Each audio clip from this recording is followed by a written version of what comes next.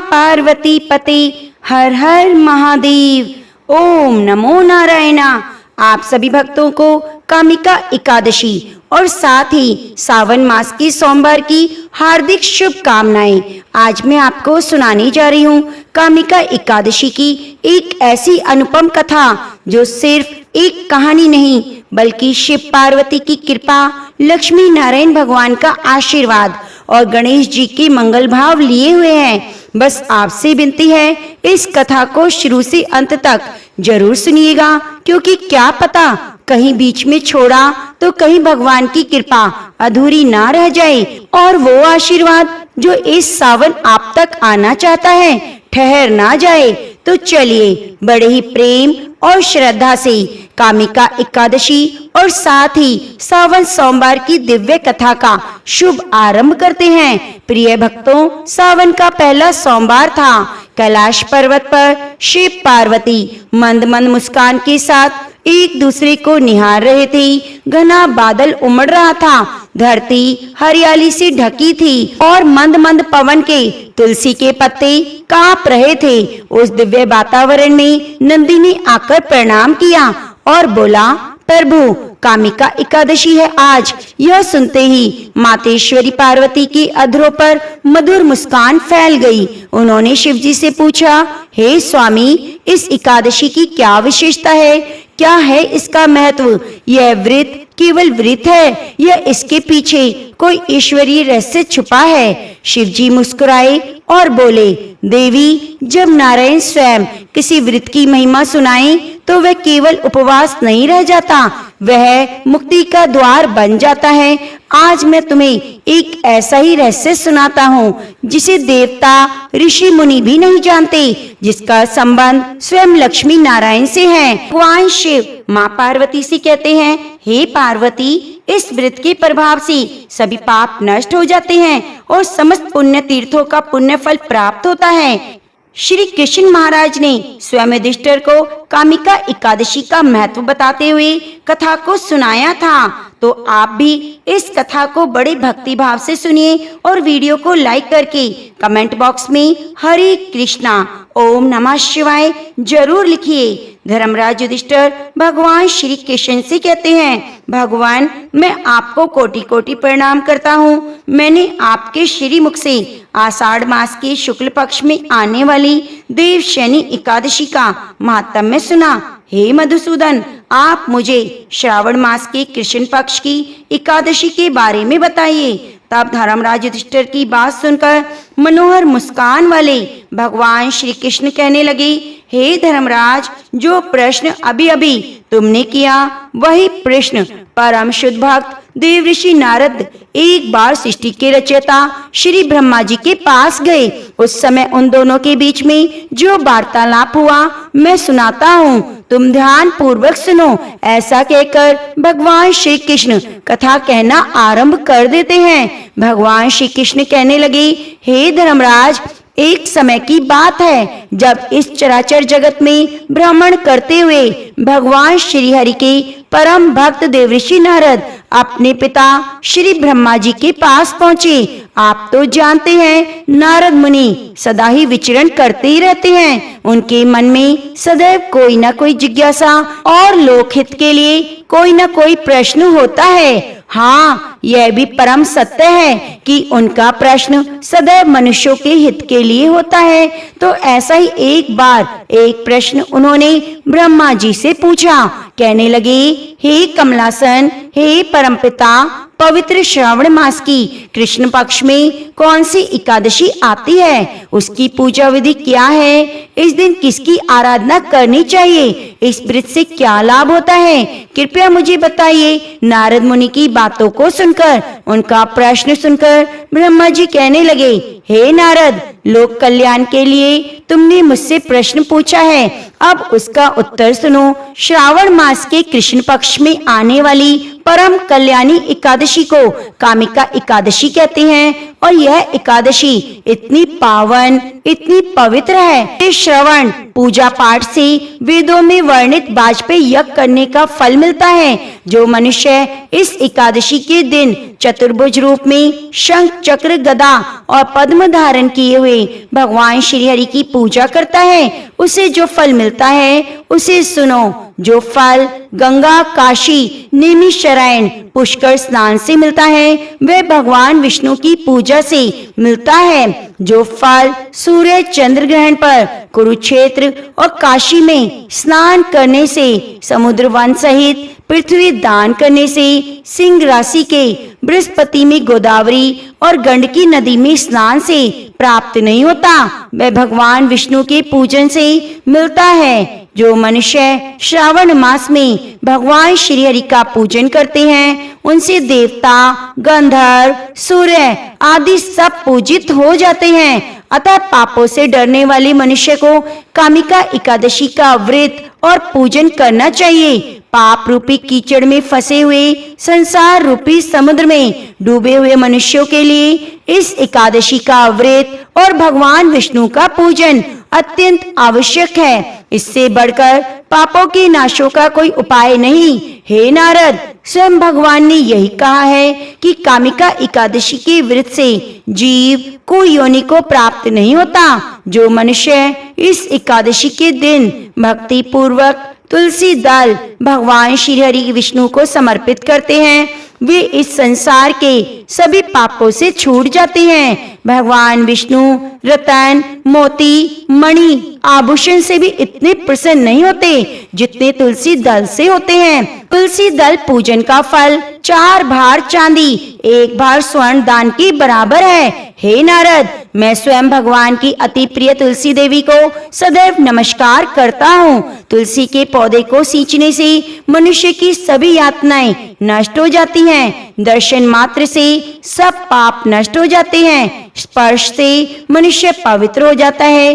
कामिका एकादशी की रात्रि को दीपदान और जागरण के फल का महात्म्य चित्रगुप्त भी नहीं कह सकते।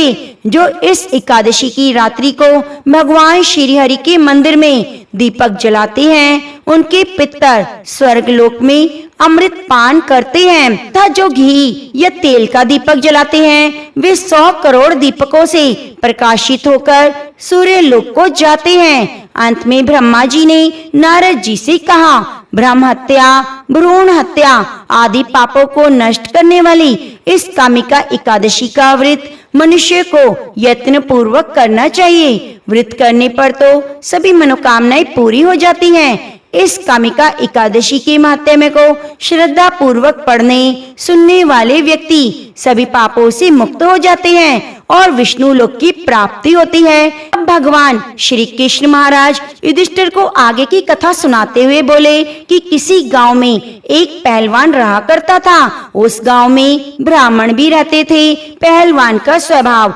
बहुत ही क्रोधी था। वह बात बात पर क्रोधित हो जाया करता और किसी से भी झगड़ा कर लिया करता।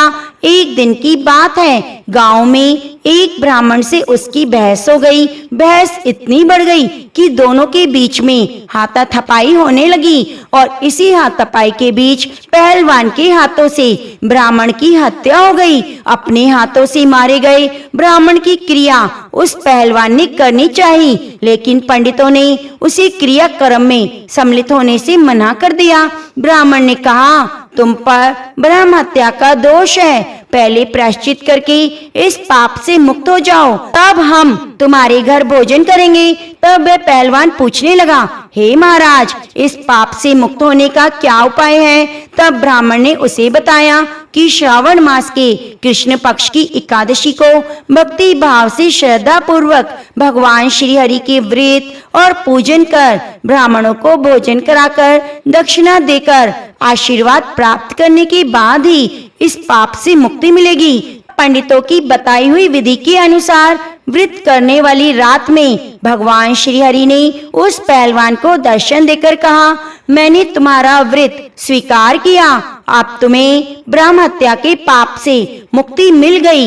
इस व्रत को करने से ब्रह्म हत्या, भ्रूण हत्या सभी पाप नष्ट हो जाते हैं। ऐसा व्यक्ति इस लोक में सभी सुखों को भोगकर अंत में विष्णु धाम को जाता है। जो भी भक्त सच्चे मन से कामिका एकादशी के महात्म्य को सुनता है, दूसरों को सुनाता है, उस मनुष्य को भी अंत में स्वर्ग लोक की प्राप्ति होती है। सावन के इस पावन महीने में महादेव की तीसरी आंख आपकी ओर प्रेम से खुल जाए। माता पार्वती की ममता आपकी हर मुराद, हर मनोकामना को पूर्णता का वरदान दे। कहते हैं, जो भी भक्त इस कथा को पूरे भाव से सुनता है, उसके जीवन की उलझन, हर पीड़ा स्वयं भोलेनाथ सुलझा देते हैं। भगवान श्री कृष्ण महाराज ने युधिष्ठिर को कामिका एकादशी का महत्व और विशेषता बताकर उसके पुण्य फल का वर्णन कर अपनी कथा को विश्राम दिया। फिर भगवान शिव माता पार्वती की ओर मंद मंद मुस्कुराते हुए सावन की उस हरियाली में अपनी कथा का वर्णन करते हुए बोले, हे देवी, कामिका एकादशी जो इस बार मेरे प्रिय दिन सोमवार के दिन आई है, वे बड़ी ही पवित्र है। तो आज मैं तुम्हें सावन के सोमवार में एक ऐसे ब्राह्मण की कथा सुनाता हूँ तो नित्य प्रति मंदिर में आकर मुझ पर बेल पत्र अर्पित करता और बेल पत्र अर्पित करने के पुण्य फल से उसकी गरीबी, दरिद्रता और सभी प्रकार की कठिनाइयाँ जीवन से दूर हो गई। एक गांव में भगवान शिव का परम भक्त ब्राह्मण रहता था। पंडित जी जब तक रोज सुबह ब्रह्म मुहूर्त में उठकर नित्य कर्मों से निवृत्त होने के बाद भगवान शंकर का पूजन नहीं कर लेते, तब तक उन्हें चैन नहीं पड़ता। जो कुछ भी दान दक्षिणा में आ जाता, उसी से पंडित जी अपना गुजारा करते। दयालु इतने थे कि जब भी कोई जरूरतमंद मिल जाता तो अपनी क्षमता के अनुसार उसकी सेवा जरूर करते। इस कारण शिव के परम भक्त ब्राह्मण देवता गरीबी का जीवन व्यतीत कर रहे थे। पंडित जी की इस दानी प्रवृत्ति से उनकी पत्नी उनसे चिड़ी तो थी, किंतु उनकी भक्ति परायणता को देखकर उनसे अत्यधिक प्रेम करती, इसलिए वह कभी उनका अपमान नहीं करती और साथ ही अपनी जरूरत का धन वह आस पड़ोस में मजदूरी करके जुटा लेती थी। एक समय ऐसा आया जब मंदिर में दान दक्षिणा कम आने लगी, जिससे पंडित जी को आर्थिक तंगी का सामना करना पड़ा। घर की मूल आवश्यकताओं की पूर्ति नहीं होने के कारण ब्राह्मण दुखी रहने लगे। इसी तरह दिन बीतने लगे।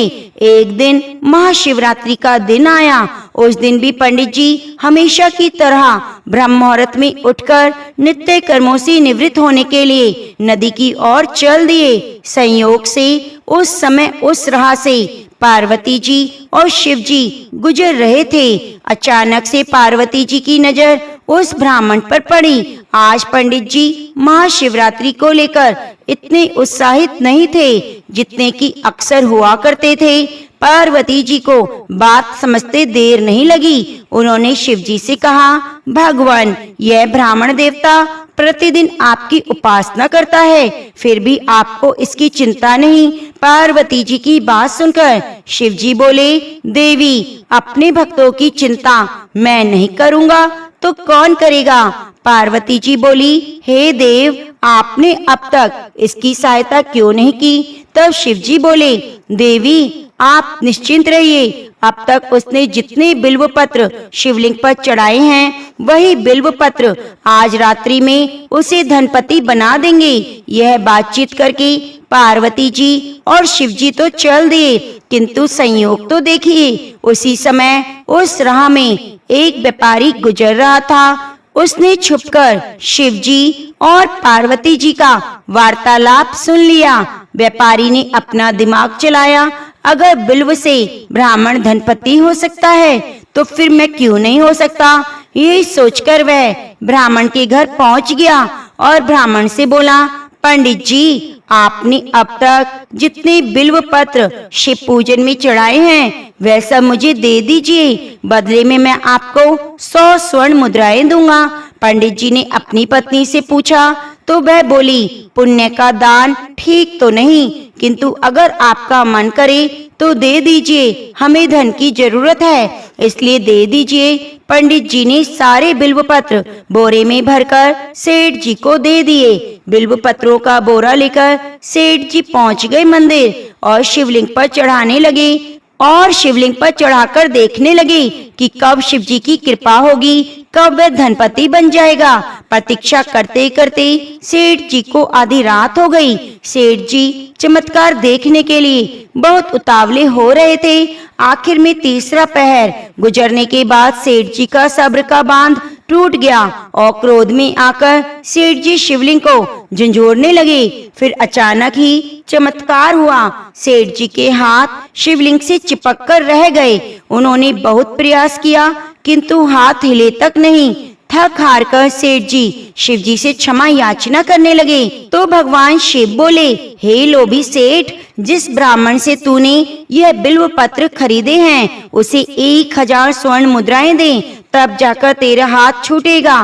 प्रातः काल जब पंडित जी पूजन के लिए आए तो उन्होंने देखा कि सेठ जी के हाथ शिवलिंग से चिपके हुए हैं और सेठ जी रो रहे हैं। उन्होंने पूछा तो सेठ बोला, पंडित जी शीघ्रता से मेरे बेटे को 1000 स्वर्ण मुद्राएं लेकर मंदिर आने के लिए कहिए। पंडित जी ने सेठ के बेटे को बुलाया। सेठ ने वे स्वर्ण मुद्राएं ब्राह्मण को दिलवा दी, तब जाकर सेठ के हाथ शिवलिंग से छूटे। यह देखकर पार्वती जी शिव जी से पूछती हैं, हे नाथ, आपने अब तक अपने भक्त को कोई धन नहीं दिया। शिव जी बोले, देवी, मेरे पास धन कहाँ है जो मैं दूंगा, किंतु मेरा भक्त अब गरीब नहीं, यह तुम स्वयं देख लो। जैसी कृपा भगवान शिव और माँ पार्वती ने उस ब्राह्मण पर की, ऐसी ही कृपा भगवान हम सब पर करिए। एक बार की बात है, माता पार्वती शिव जी को पति रूप में पाने के लिए घोर तप कर रही थी। उनके तप को देखकर देवताओं ने शिव जी से देवी की मनोकामना को पूर्ण करने की प्रार्थना की। शिव जी ने पार्वती जी की परीक्षा लेने सप्तऋषियों को भेजा। सप्तऋषियों ने शिव जी की सैकड़ों अवगुण गिनाए, पर पार्वती जी को महादेव के अलावा किसी और से विवाह मंजूर नहीं था। सज्जनों, विवाह से पहले सभी वर अपनी भावी पत्नी को लेकर आश्वस्त होना चाहते हैं, इसलिए शिव जी ने स्वयं भी पार्वती जी की परीक्षा लेने की ठानी। भगवान शंकर प्रकट हुए और पार्वती जी को वरदान देकर अंतर्ध्यान हुए। इतने में पार्वती माता जहाँ तप कर रही थी, वही पास में तालाब में मगरमच्छ ने एक लड़के को पकड़ लिया। लड़का जान बचाने के लिए चिल्लाने लगा। पार्वती जी ने उस बच्चे की चीख सुनी नहीं गई।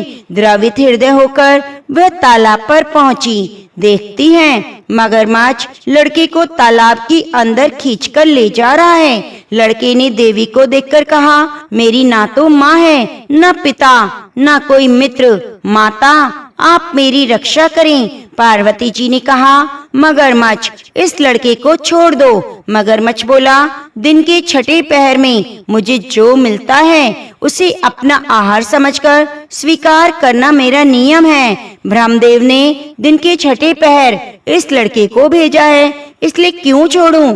पार्वती जी ने विनती की, तुम इसे छोड़ दो, बदले में तुम्हें जो चाहिए वह मुझसे कहो। मगरमच्छ बोला, एक ही शर्त पर मैं इसे छोड़ सकता हूँ।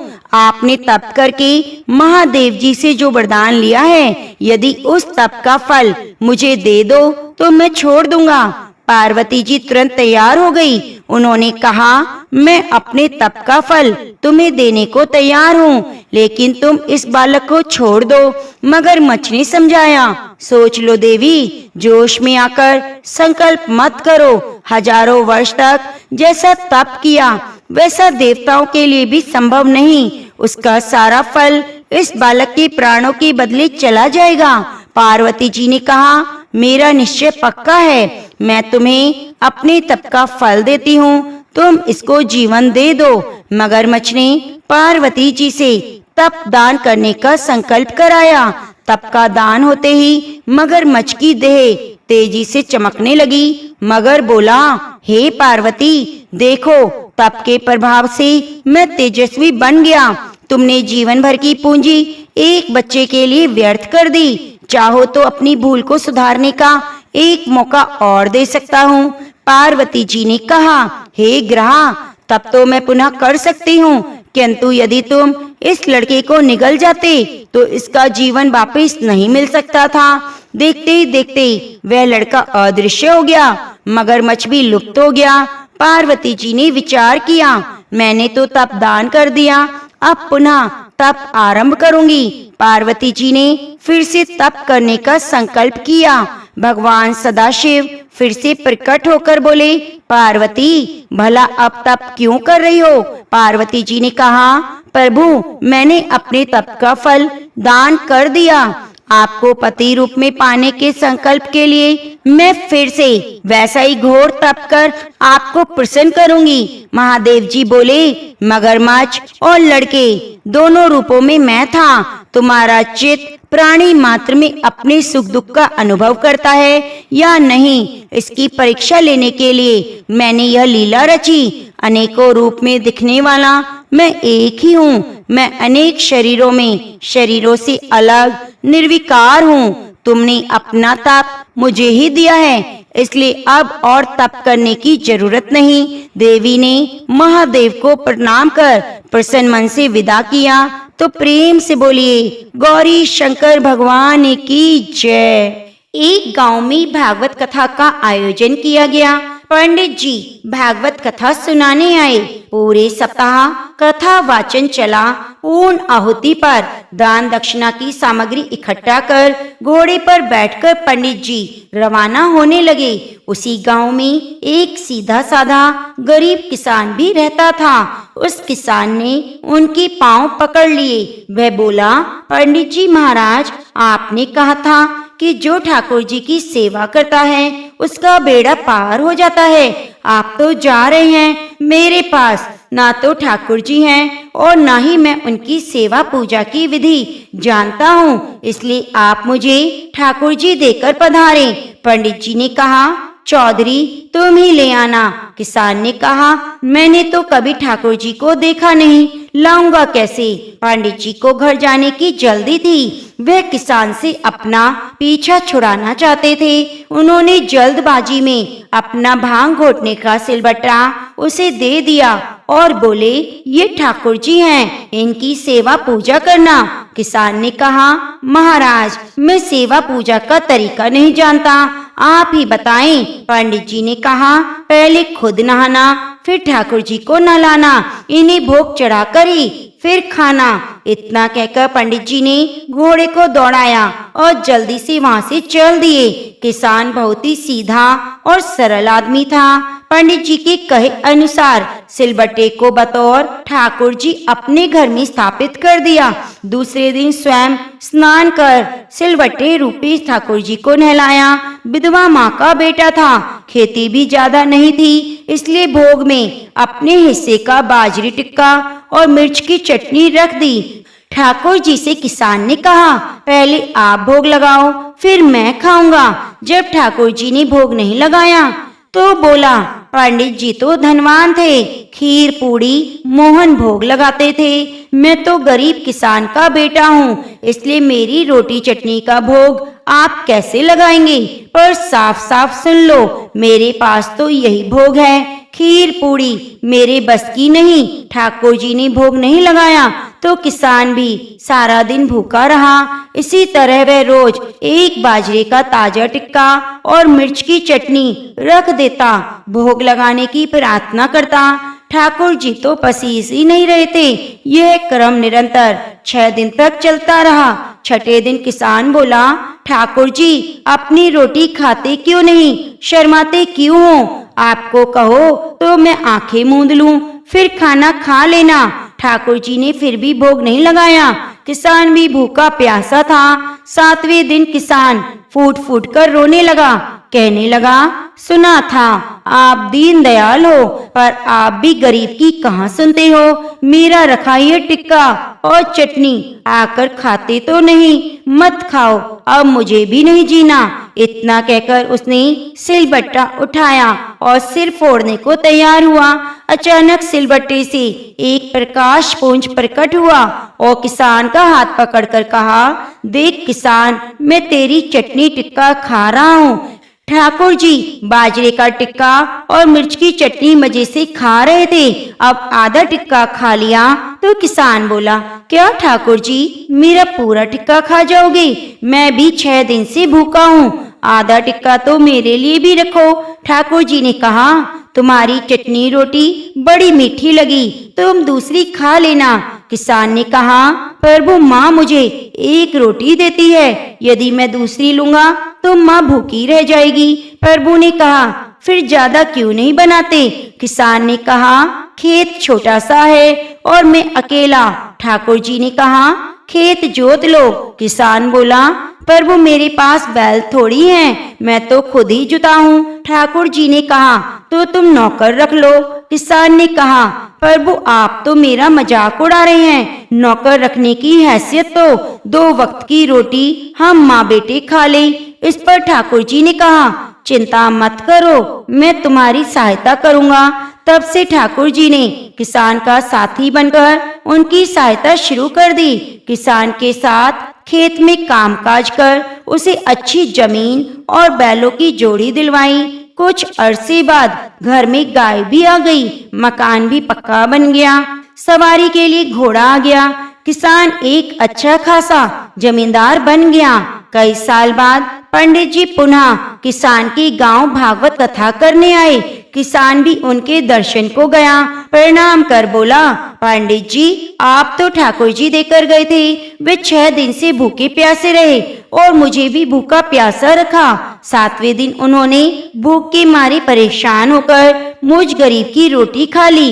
इतनी कृपा की कि खेत में मेरे साथ कंधे से कंधा मिलाकर हर काम में मदद करते हैं। अब तो घर में गाय भी हो गई। 7 दिन का घी दूध सीधा, यानी कि घर में घी दूध की कमी नहीं। पंडित जी ने सोचा, मूर्ख आदमी है, मैं तो भांग घोटने का सिलबट्टा देकर गया था। गांव में पूछने पर लोगों ने बताया कि चमत्कार तो हुआ है, किसान वह गरीब नहीं रहा, जमींदार बन गया है। दूसरे दिन पंडित जी ने किसान से कहा, कल कथा सुनने आओ तो अपने साथ उस साथी को लेकर आना जो तुम्हारे खेत में काम करता है। घर आकर किसान ने प्रभु से निवेदन किया, कथा में चलो। तो प्रभु ने कहा, मैं नहीं चलता, तुम जाओ। किसान बोला, तब क्या उन पंडित जी को आपसे मिलने घर ले आऊं? प्रभु ने कहा, बिल्कुल नहीं, मैं झूठी कथा कहने वालों से नहीं मिलता। जो मुझसे सच्चा प्रेम करते हैं, जो अपना काम मेरी पूजा समझकर करते हैं, मैं उन्हीं के साथ रहता हूँ। मैं तो भक्त के वश में हूँ। तो प्रेम से बोलिए, कृष्ण भगवान की जय, द्वारकाधीश की जय। अब आइए बड़े ही प्रेम से एकादशी माता की कथा को सुनते हैं। इन कथाओं को सुनने से ही एकादशी का व्रत पूर्ण माना जाता है। एक बार एक बूढ़ी माँ ने एक बार एकादशी का व्रत रखा, बड़ी ही भक्ति भाव से पूजा अर्चना की। उन्हें वृद्ध अवस्था में क्या बाधा थी, तो वे अपने पुत्र पोत्रों की सुख सुविधा के लिए व्रत रखने लगी थी। वे दिन भर तो जरा कठोर मन करके अपनी प्यास को रोके रहीं। दिन में पूजा पाठ किया, कथा सुनी और पंडित जी को मिट्टी के पात्र में भरकर पानी और ऋतुफल दान दिए। दोना भर भर कर बूरा शक्कर का वितरण किया। उन्हें गर्मी के कारण बहुत बेचैनी हो रही थी, इस कारण से बड़ी देर तक पानी में पड़ी रहीं और पानी की कुल्ला करती रहीं, अपना मुंह धोती रहीं। तब कहीं थोड़ा बहुत धैर्य बंद पाया। धूप तो बहुत तेज थी, इस कारण उनका मुंह भी बार बार सूख रहा था। बूढ़ी माँ बहुत बेचैन हो रही थी। एक तरफ बुढ़ापा और दूसरी तरफ यह भयंकर गर्मी। वृद्ध अवस्था की स्थिति तो कुछ दूसरी ही होती है। जैसे तैसे दिन तो कट गया। अब पहाड़ सी रात सामने थी, उसका कटना बड़ा ही कठिन दिखाई दे रहा था। खटिया पर पड़े शांति नहीं मिल रही थी। वे बार बार करवट बदल रही थी और अनेक बार बाहर जाती, भीतर आती। उन्हें घर के अंदर शांति नहीं थी। वे पड़ी पड़ी एकादशी माता का स्मरण करती रहती। हे माता, आप मेरी लाज रखिएगा, आप ही मुझे शक्ति दीजिएगा जिससे मैं भली भांति आपका व्रत रख सकूं। ये पहाड़ सी रात शांति पूर्वक व्यतीत हो सके। प्यास के कारण बूढ़ी माँ की बेचैनी तो बढ़ रही थी। उन्होंने धैर्य रखने का बहुत प्रयास किया, किंतु सहनशीलता की सीमा टूट गई और वे घबराकर एकदम चिल्ला पड़ी। बोली, बचाओ बचाओ। अम्मा का चिल्लाना सुनकर परिवार भर के नर नारी, बच्चे, पड़ोसी एकत्रित होकर बूढ़ी अम्मा की खटिया के समीप पहुंच गए। सबने पूछा, अम्मा जी, आपको क्या हुआ? आप क्यों चिल्ला रही हैं? आप इस वृद्ध अवस्था में ये कठिन व्रत क्यों कर रही हैं? अम्मा जी, शक्ति से ही भक्ति है। थोड़ी देर में फिर से बोली, अरे हमारे तो प्राण निकले जा रहे हैं। मेरी छाती पर ठंडे पानी का घड़ा रख दीजिए। नातियों ने दादी की छाती पर ठंडे पानी का पात्र रख दिया। तब कहीं उन्हें थोड़ा आराम मिला और थोड़ी देर के लिए उन्होंने अपनी आंखें बंद कर ली। एकादशी माता ने सोचा, ये बूढ़ी अम्मा है तो बहुत कठोर, जरा जाकर उसकी परीक्षा लेनी चाहिए। वे आधी रात को मुर्गा बनकर टेर लगाने लगी। मुर्गा की आवाज सुनकर दादी जल्दी से उठी और बाहर जाकर आसमान की ओर देखा, किंतु आसमान में उन्हें कहीं भी प्रातःकालीन तारा दिखाई नहीं दिया। वे सोचने लगी, ये मुर्गा क्यों और कैसे बोल गया? उन्हें प्यास तो लग रही थी। थोड़ा ही उनका मन भी विचलित होने लगा, किंतु अंत में उन्होंने दृढ़ निश्चय किया कि मैं अब व्रत को पूर्ण करके ही छोड़ूंगी, चाहे भले मेरे प्राण निकल जाएं। यह सोचकर फिर वे खटिया पर स्थिर होकर लेट गईं। थोड़ी ही देर में एकादशी माता ने उनकी फिर से परीक्षा लेनी चाहिए। एक छोटी सी बालिका एक गिलास में शरबत लेकर उनके सिरहाने खड़ी हो गई और बोली, दादी जी, सवेरा हो गया, आप हाथ मुंह धोकर शरबत पी लीजिए। तो शरबत का गिलास देकर उनका मन ललचा गया, किंतु अचानक व्रत का स्मरण हो आया और उन्होंने सोचा, मैं किसी भी प्रकार से आप शरबत नहीं पी सकती, और वे शांति पूर्वक खटिया पर लेटी रहीं। फिर थोड़ी ही देर में उन्हें ऐसा लगा कि किसी ने उन्हें पानी के कुएं में पटक दिया है। बड़ी देर तक उस कुएं में हाथ पांव चलाती रही, किंतु उन्होंने अपने मुंह में पानी की एक भी बूंद नहीं जाने दी और वे दृढ़ता पूर्वक अपना व्रत पालन करती रही। थोड़ी ही देर में न जाने कहां से सामने आग जलने लगी, जिससे भारी गर्मी बढ़ने लगी, प्राण निकलने लगे, किंतु बूढ़ी अम्मा का कुछ भी नहीं बिगाड़ पाया। वे जहाँ की तहाँ मुस्कुराती हुई बैठी रही। थोड़ी ही देर में बाहर प्रकाश दिखाई देने लगा।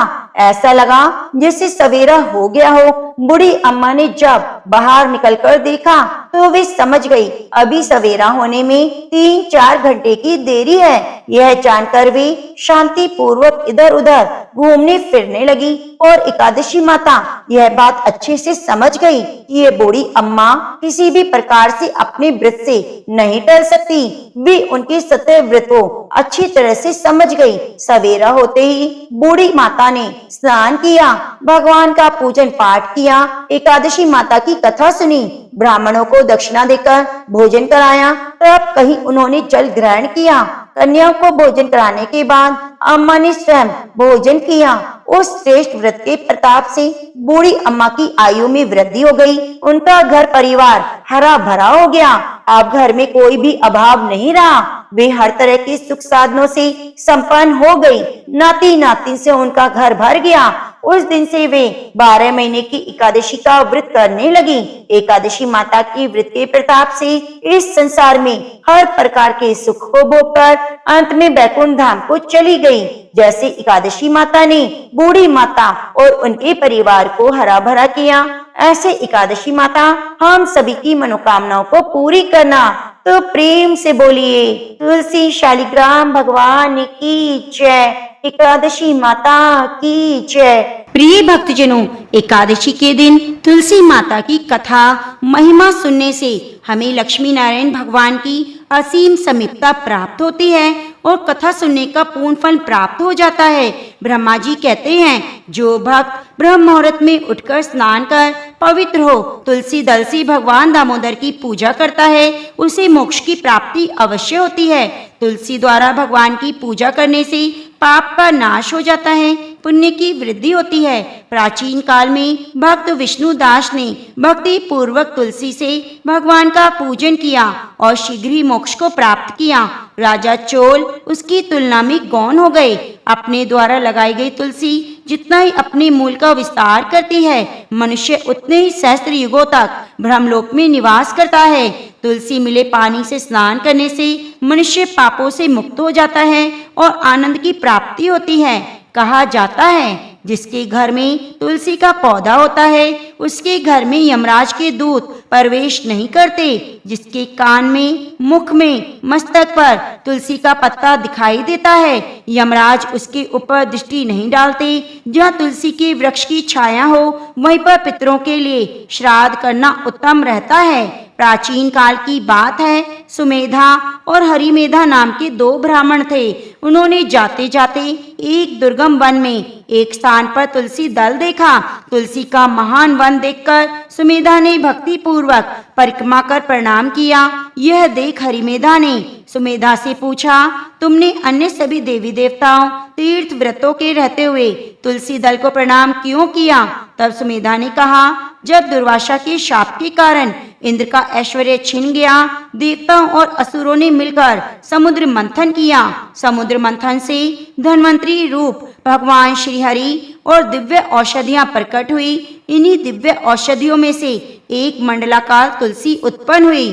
तुलसी जी को ब्रह्मा आदि देवताओं ने श्री हरि को समर्पित किया। भगवान श्री हरि ने उसे ग्रहण किया, इसलिए तुलसी भगवान हरि की प्रियतमा है और श्री हरि संसार के पालनहार और रक्षक हैं, इसलिए मैंने उन्हें प्रणाम किया। सुमेधा हरिमेधा को तुलसी दल की महिमा बता ही रहे थे कि उन दोनों के सामने एक बरगद का वृक्ष गिर पड़ा। उसमें से दो दिव्य पुरुष प्रकट हुए।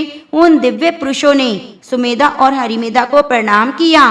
तब सुमेधा और हरिमेधा ने उनसे पूछा, आप कौन हैं? तब उनमें बड़ा, जिसका नाम आस्तिक था, बोला, एक दिन मैं नंदनवन में पर्वत पर क्रीड़ा करने गया। वहाँ देवांगनाओं ने अपनी इच्छा अनुसार मेरे साथ विहार किया।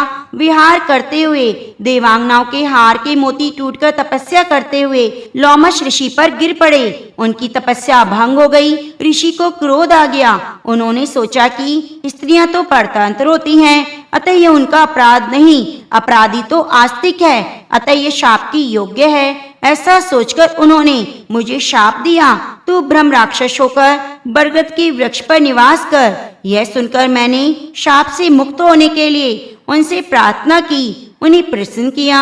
उन्होंने शाप से मुक्ति की विधि सुनिश्चित कर दी। जब तू किसी ब्राह्मण के मुख से तुलसी दल की महिमा सुनेगा तो उसी क्षण तुझे मोक्ष की प्राप्ति होगी। तब से मैं शाप से ग्रस्त हो मोक्ष की मुक्ति के लिए चिरकाल से इस बरगद के वृक्ष पर निवास करता था। आज आपसे तुलसी दल की महिमा सुनकर मुझे शाप से मुक्ति मिल गई। उसके बाद वे दोनों ब्राह्मण आपस में तुलसी की महिमा गुणगान करते हुए तीर्थ यात्रा को चल दिए।